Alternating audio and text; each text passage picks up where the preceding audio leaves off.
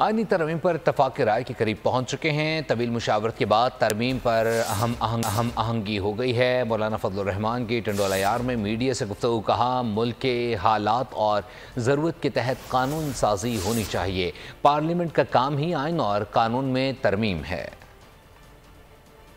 जो मसौदात इस वक्त शेयर किए गए हैं मुस्लिम लीग नून की तरफ से भी, पाकिस्तान पीपल्स पार्टी की तरफ से भी, जमीयत उलमा इस्लाम की तरफ से भी, तो उसमें काफ़ी अब हम आहंगी तकरीबन पैदा हो चुकी है। जो चीज़ें हमने मुस्तरद की वो वापस हो चुकी हैं। जो मसौदा हुकूमत की तरफ से लाया गया हमने उसे अक्सर मुस्तरद कर दिया था। उससे हमारी अदलिया कमज़ोर हो जाती, उससे हमारे तमाम पाकिस्तान के आम शहरियों के इंसानी हुकूक जो है वो तबाह हो जाते।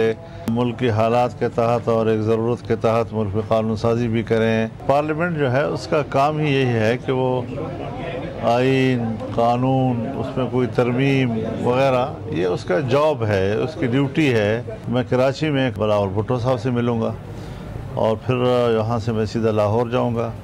मैं मियां नवाज शरीफ साहब से भी मिलूँगा वहाँ पे। सब्सक्राइब करें और बेल दबाएं ताकि कोई खबर रह न जाए।